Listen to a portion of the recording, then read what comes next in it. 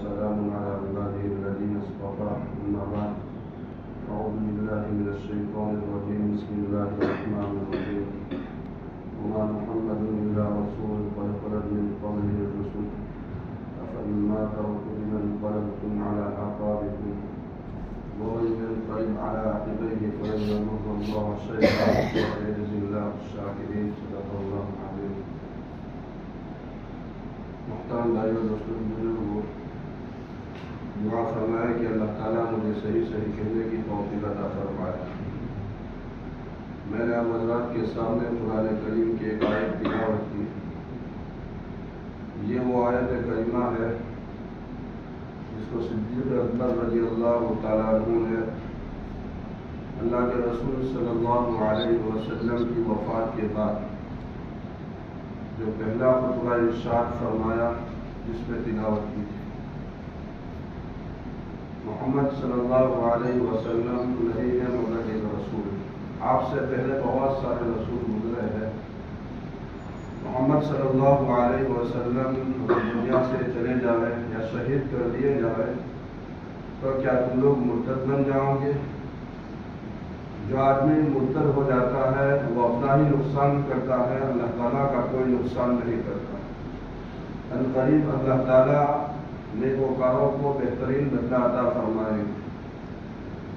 اس آیت کریمہ میں اللہ تبارک و تعالیٰ نے اللہ کے رسول صلی اللہ علیہ وسلم کی وفات کی جانب اشارہ فرمایا۔ دنیا میں جو بھی آیا ہے ہر ایک کو اس دنیا کو چھوڑ کر جانا ہے، مرد ہو یا عورت، امیر ہو یا غریب، بادشاہ ہو یا رعیت میں رہنے والا ہو، نبی ہو یا امتی، ہر ایک کو اس دنیا کو چھوڑ کر جانا ہے۔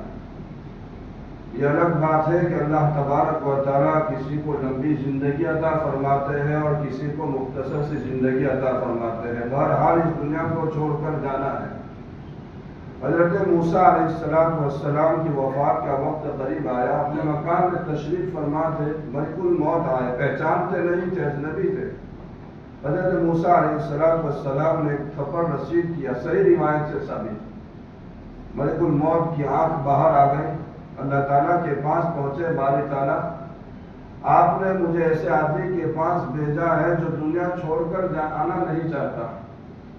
اللہ تعالیٰ نے فرمایا کہ میرے موسیٰ سے جا کر کہو کہ ایک بیل کاؤ کے اوپر ہاتھ رکھے اور ہاتھ کے نیچے جتنے بال آ جائے ان بال کے بقدر تمہیں زندگی عطا کی جائے گی۔ ملک الموت آئے، حضرت موسیٰ علیہ السلام کو یہ پیغام سنایا۔ حضرت موسیٰ علیہ السلام نے فرمایا کہ اس کے بعد کیا ہے؟ فرمایا کہ اس کے بعد موت ہے۔ فرمایا کہ جب ہی مرنا ہے تو ابھی ہی دنیا سے چلا جاؤ، میری ذات کو لے چلو بیت المقدس اور وہاں پہنچ کر میری روح کو قبض کرو۔ حضرت موسیٰ علیہ السلام کو بیت المقدس لے جایا گیا، وہاں ان کی روح قبض ہو گئی۔ اللہ کا رسول صلی اللہ علیہ وسلم نے ارشاد فرمایا حضرات صحابہ کو کہ اگر میں بیت المقدس جاتا میں تمہیں اپنے ساتھ لے جاتا اور میں تمہیں موسیٰ علیہ السلام کی قبر کو بتلاتا۔ معلوم یہ ہو رہا ہے کہ حضرت موسیٰ علیہ السلام کی قبر کا علم کسی کو نہیں۔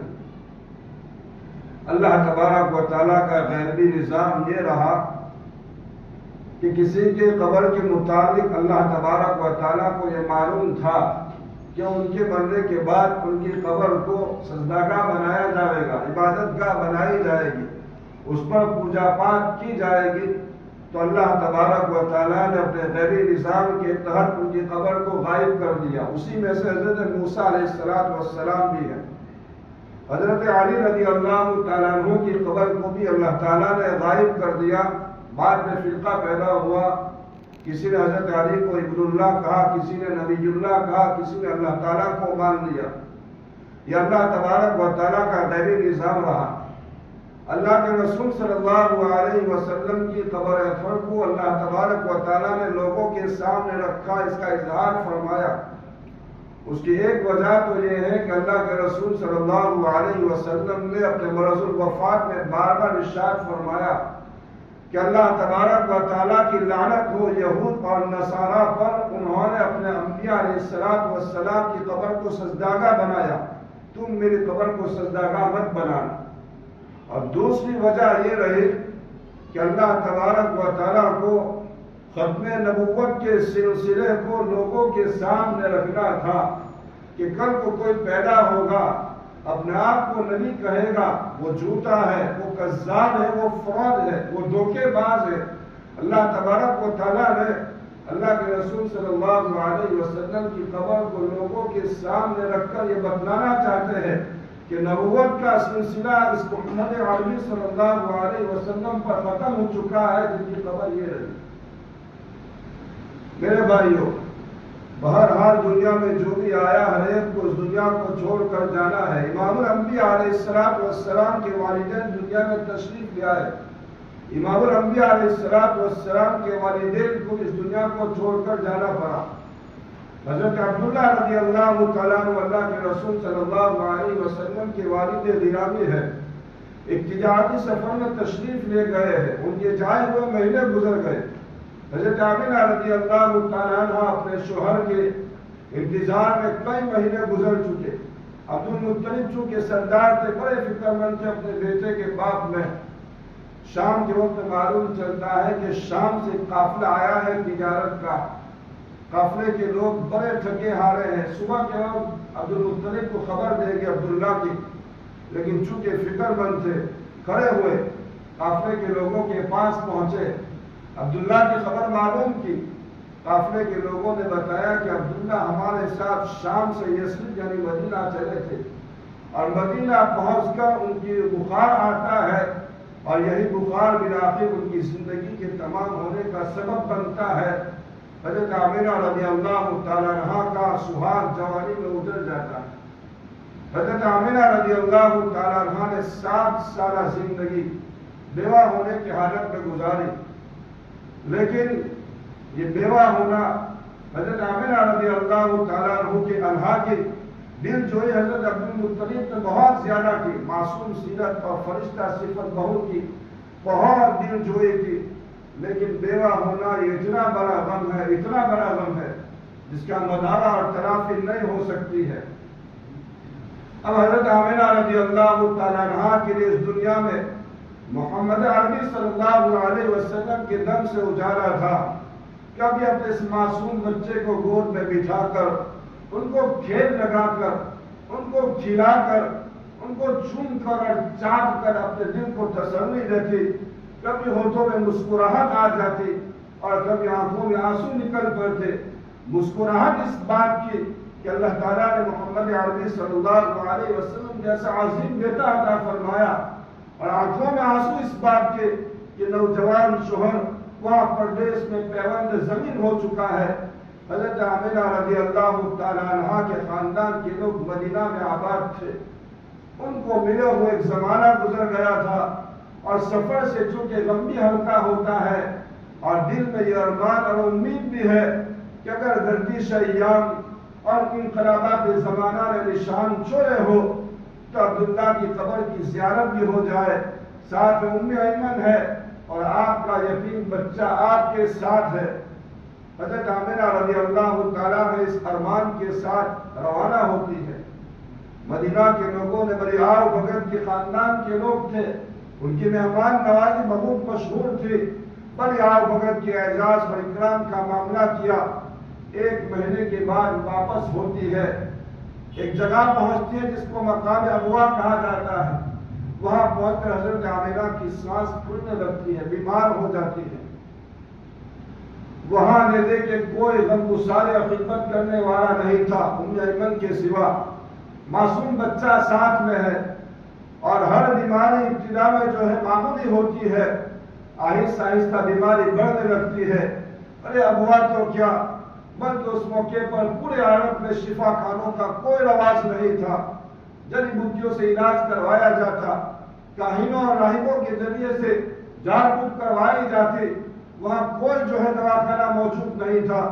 ہر بیماری ابتدا میں جو ہے معمولی ہوتی ہے، آہستہ آہستہ یہ بیماریاں الجھنیں اور پیچیدگیاں پیدا کر دیتی ہے، اور انہی پیچیدگیوں کے عالم میں اور انہی الجھنوں کے عالم میں اچانک موت کا فرشتہ سامنے آتا ہے، آواز دیتا ہے، اوے بیمار، تیری زندگی کے کتاب سے لکھے جا چکے ہیں، تیرا دانا پانی ختم ہو چکا ہے، اب اس دنیا میں تجھے جو ہے ایک سانس لینے کی بھی گنجائش نہیں ہے۔ لیکن چونکہ انسان امیدوں کا پتلا ہوتا ہے، وہ زندگی کی آخری سانس تک وہ جو ہے امید نہیں چھوڑتا۔ کیا عجب ہے، سانس لوٹ کر واپس آ جائے۔ حضرت آمنہ رضی اللہ تعالیٰ عنہا کو اپنے مرنے سے زیادہ اس بات کا غم ستایا جا رہا تھا کہ میرے بعد میرے اس معصوم بچے کی کفالت کون کرے گا، ان کی پرورش کون کرے گا۔ ارے دنیا میں آنے سے پہلے باپ کا سایہ سر سے اٹھ گیا، ہوش سنبھالا تو ماں کو بھی موت آئی جا رہی ہے۔ اپنے مرنے سے زیادہ یہ غم ستائے جا رہا تھا۔ حضرت آمنہ رضی اللہ تعالیٰ عنہا نے اپنے اس معصوم بچے کو قریب میں بٹھایا، ان کے سر پہ ہاتھ رکھا، کچھ کہنا چاہا لیکن شدت نزاع نے زبان کو سنگ کر دیا۔ دو چار کروٹیں لی، کچھ کہہ نہ سکی، اور میرا نبی آج تک یتیم تھا، آج یتیم بھی ہو چکا ہے۔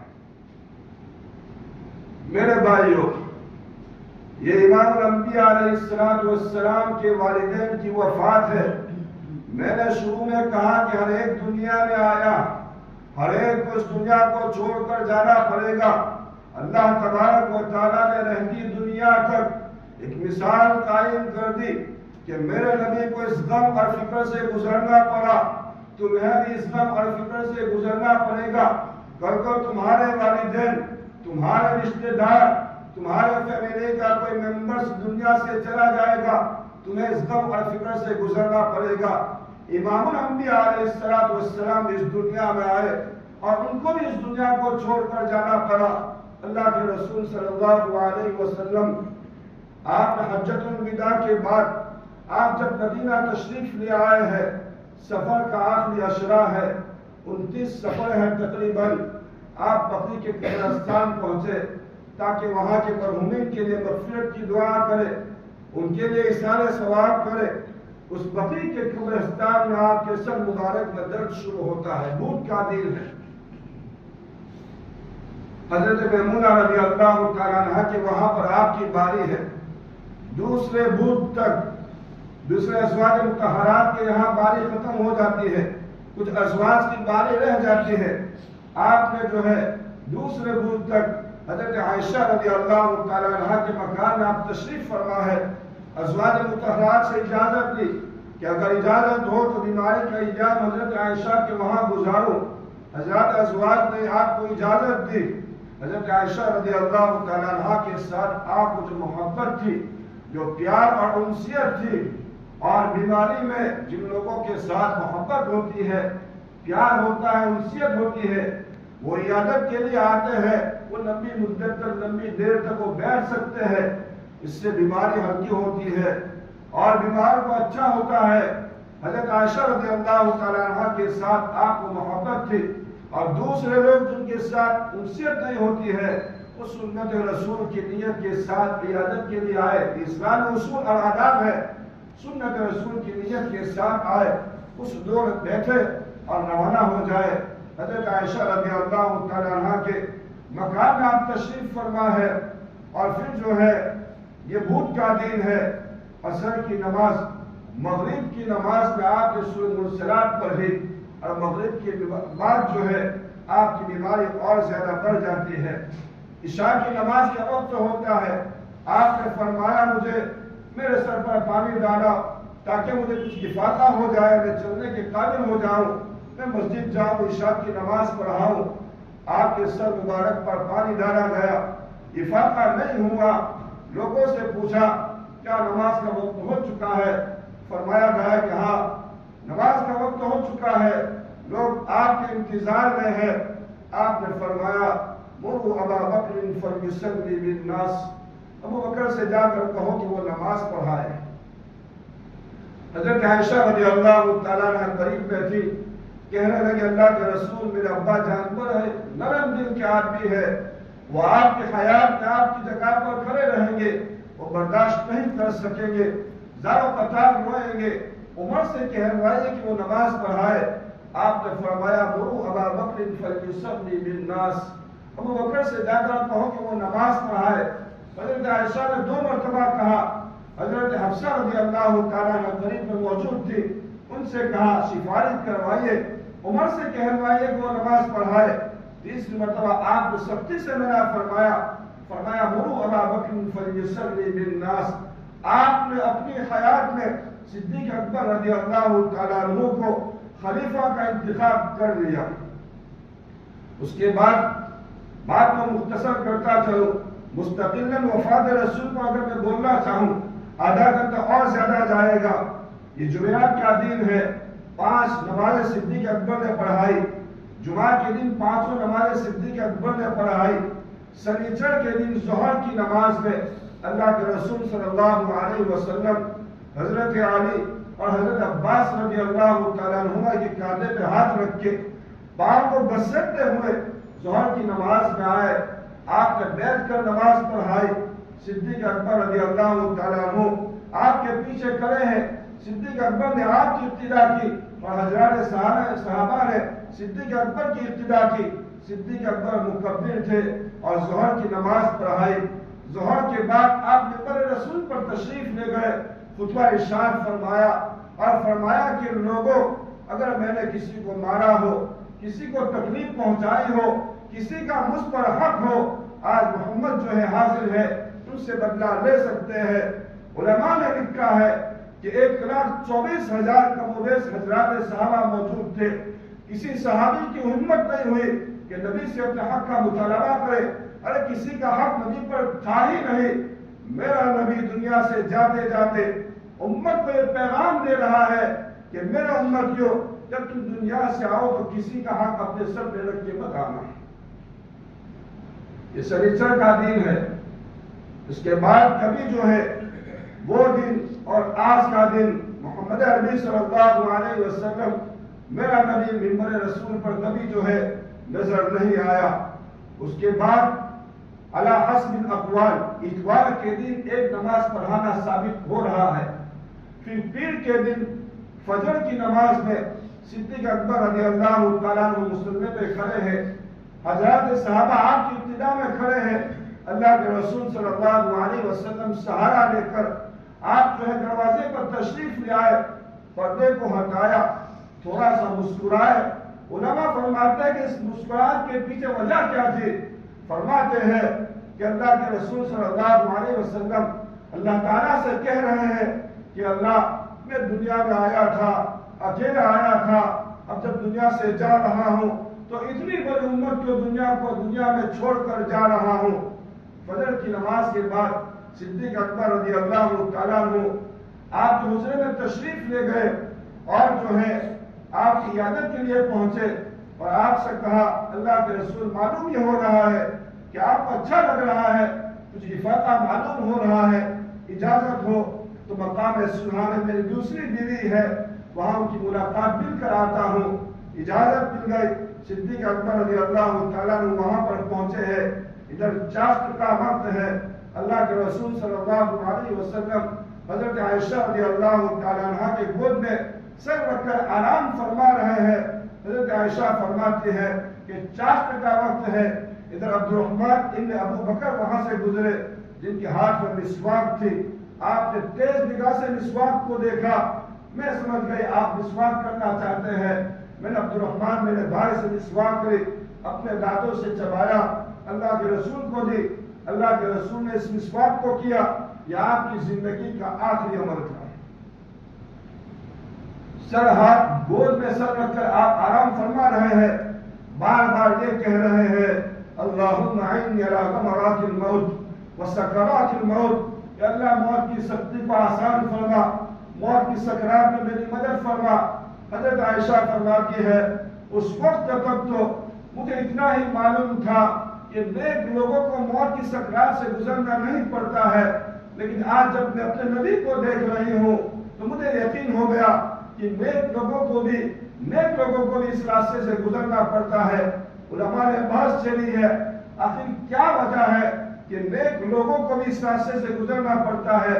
کافر کے لیے موت کی سکرات ایک عذاب ہے، عام مسلمان کے لیے موت کی سکرات بلندی درجات کے لیے ہے. دنیا میں کچھ کوتاہی ہو گئی ہو اور درجات اللہ تعالیٰ بلند کرنا چاہتے ہیں, موت کی سکرات سے گزارتے ہیں. لیکن ابھی قریب زمانے کا ایک بہت بڑا محدث گزرا, قطب الارشاد حضرت مفتی رشید احمد صاحب گنگوہی نور اللہ مرقدہ, فرماتے ہیں کہ علماء کا یہ جواب میرے سر آنکھوں پر, لیکن میرے دل میں ایک جواب آتا ہے, وہ یہ ہے کہ کل کو میرا نبی کو کون سے درجات کی اور کون سے بلندی مقام کی ضرورت تھی.